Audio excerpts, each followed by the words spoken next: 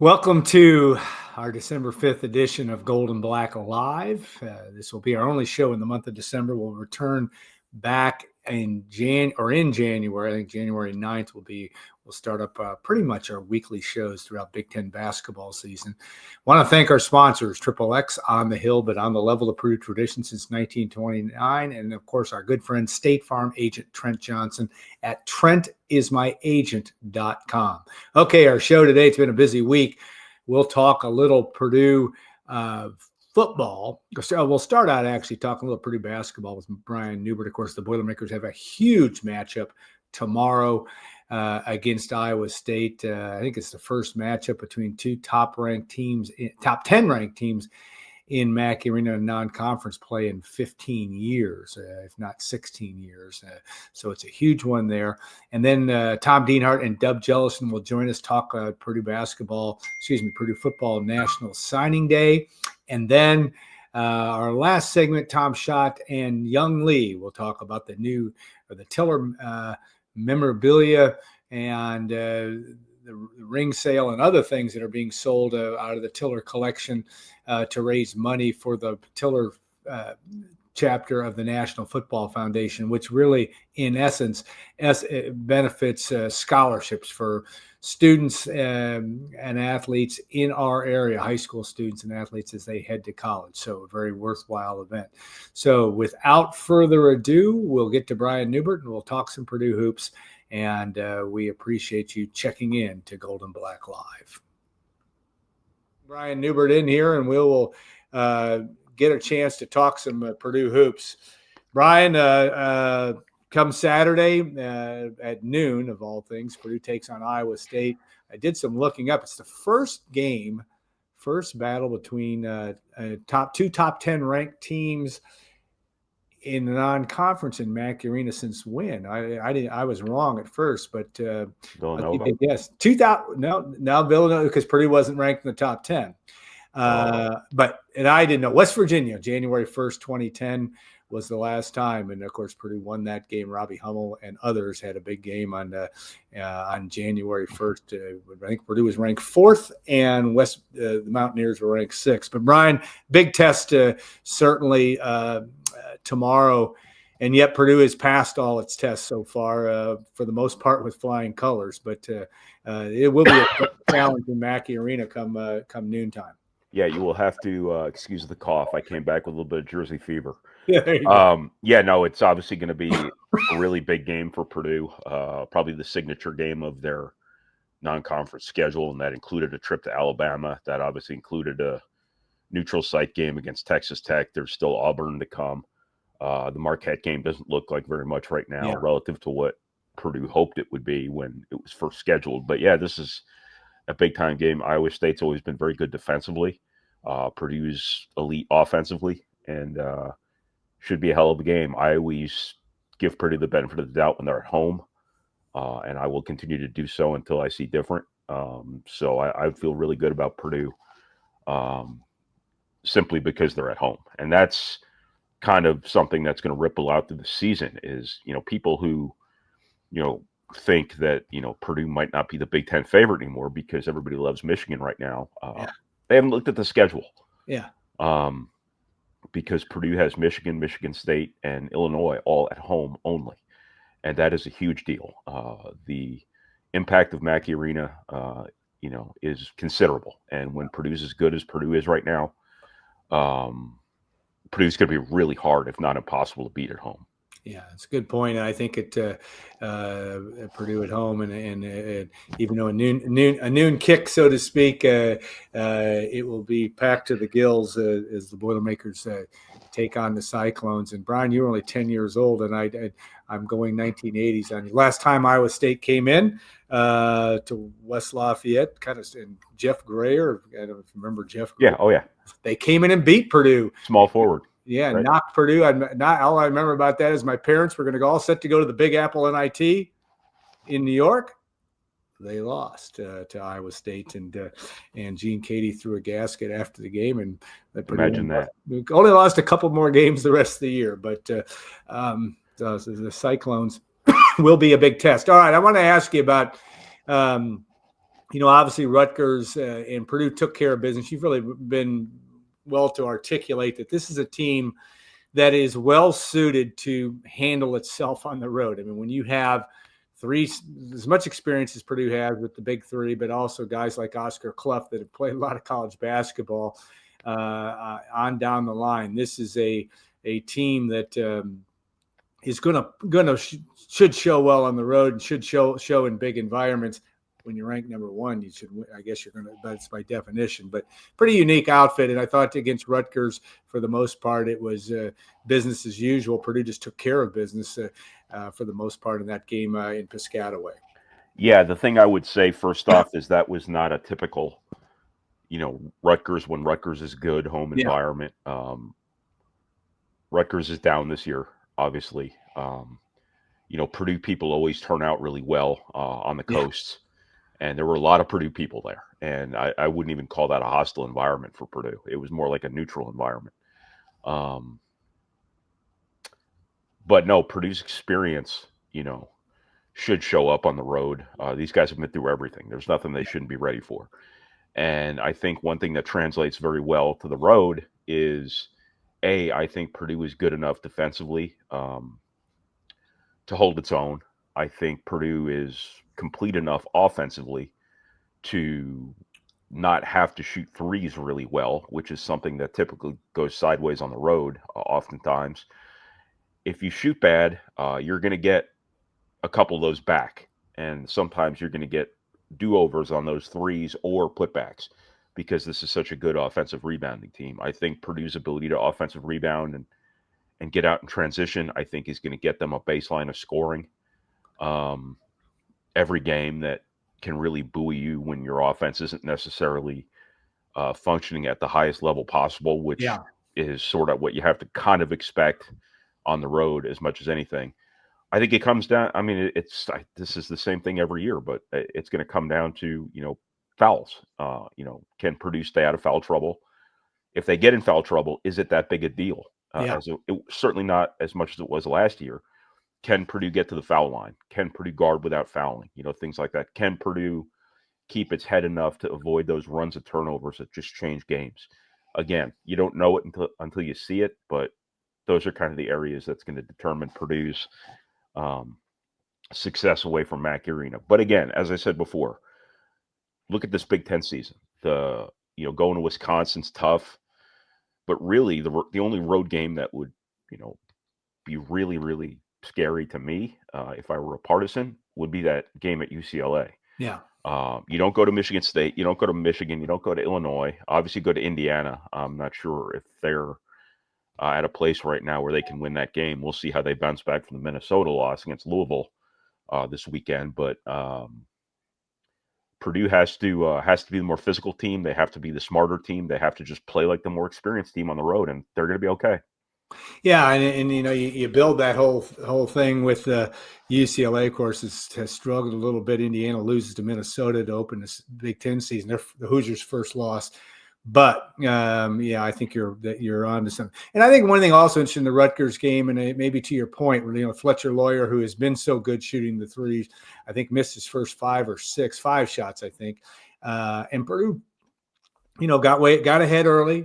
Rutgers caught him, and even during that stretch, Purdue, even when Loyer was missing, Purdue was getting second chance opportunities, getting offensive rebounds, and I'm not saying that they're impervious or that it'll never hurt them if they don't shoot the ball well, but Loyer in a rare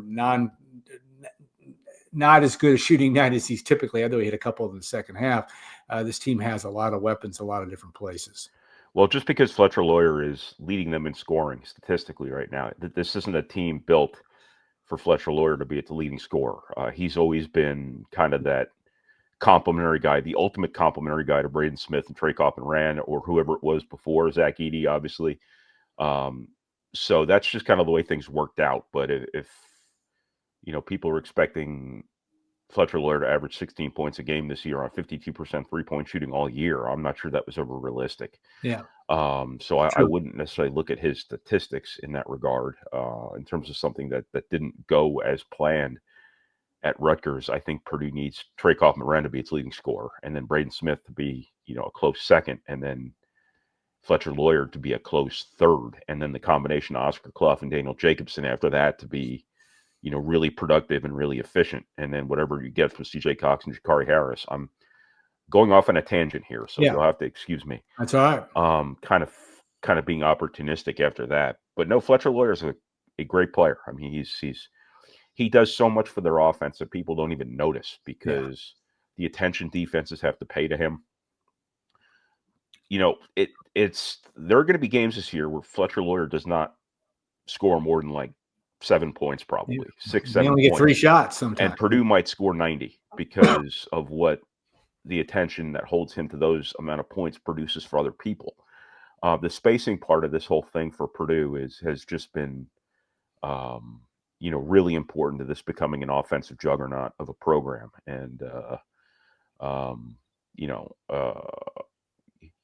you remember there was a point in Sasha Stefanovich's career when he was an upperclassman where there were a couple times where people saw him just destroy games, just wreck games. One of them was the Virginia game in Mackey Arena. And then people started guarding Purdue like Stefanovic was the guy you had to take away. And then everyone else went crazy.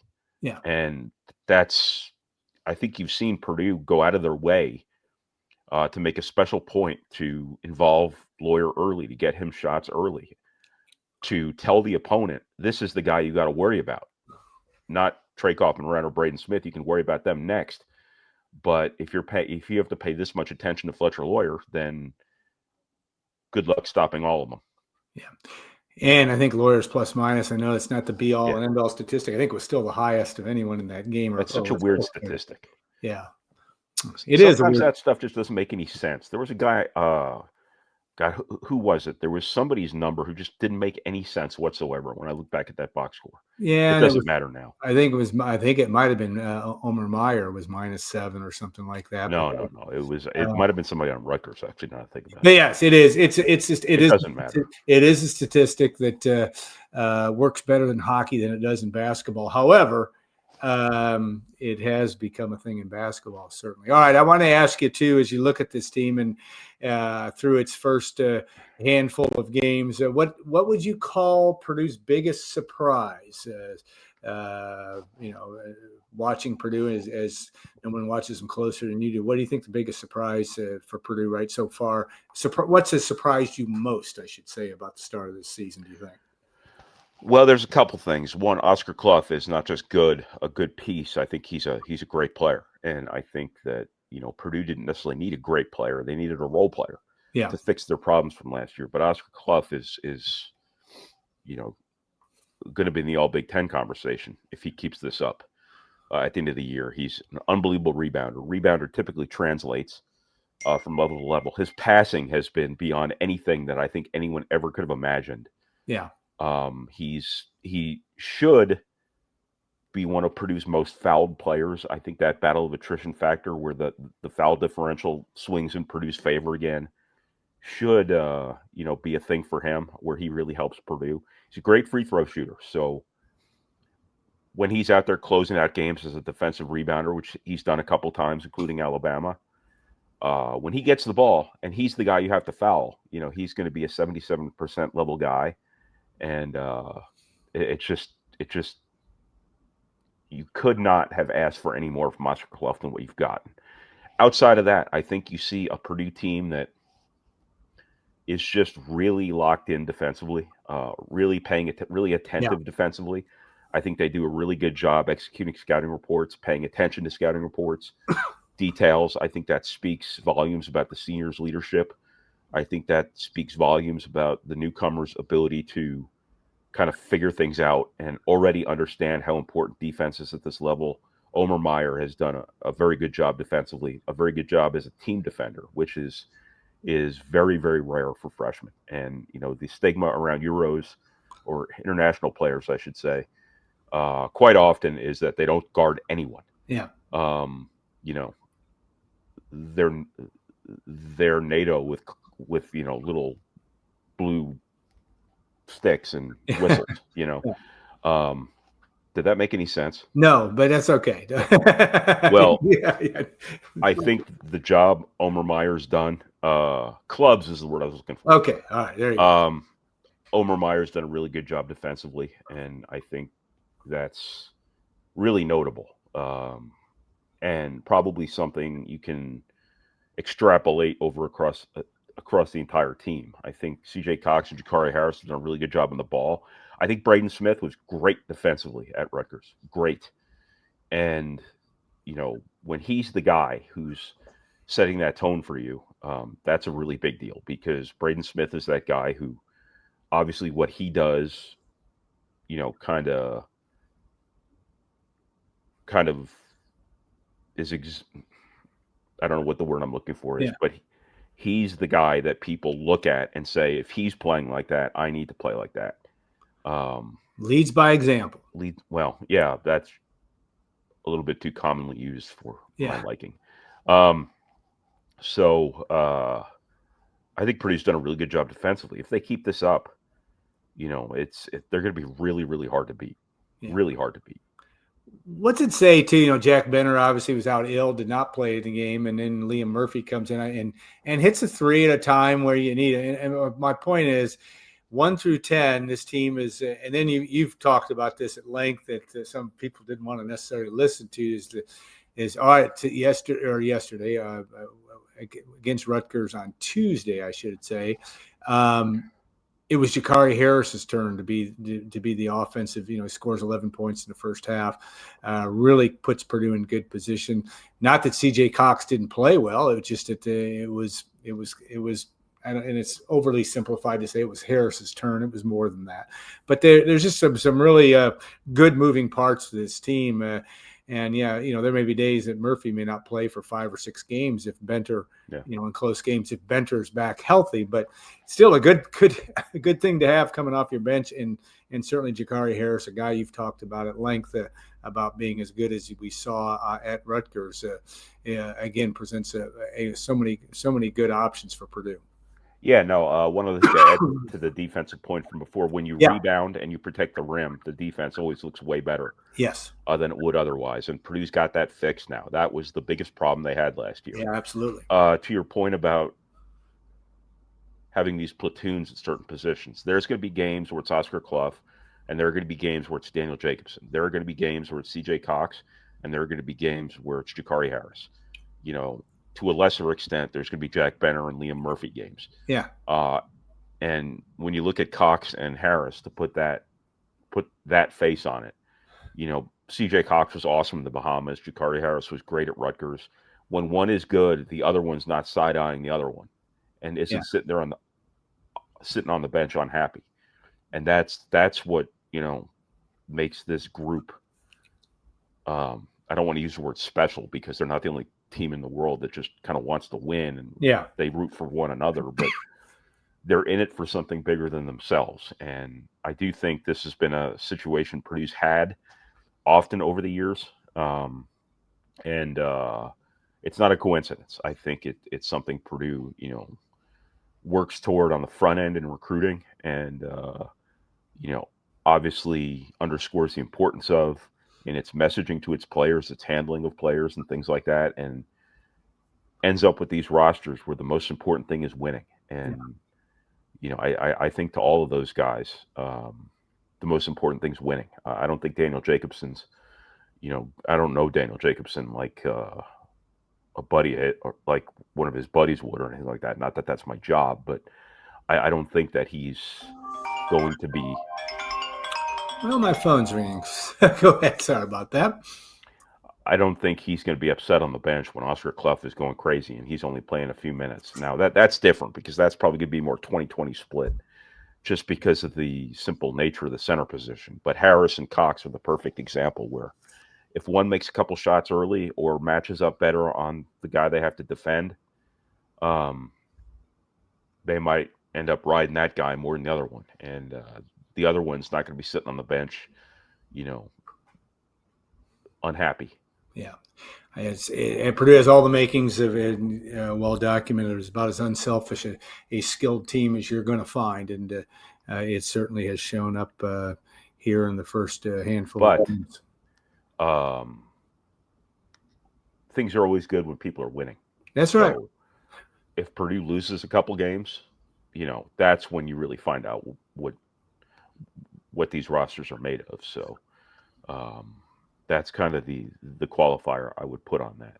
Yeah, and I don't think anybody's expecting Purdue to win them all in the regular seasons and threaten Indiana's streak from way back in 1976. I guess that would be 50 years ago if Purdue would do that. I don't think that's going to happen. But you're right; it is adversity up to a point. This team seems to be well suited to deal with those kind of things. But we'll see once when that comes. And certainly in the Big Ten schedule, that's likely to happen at some point.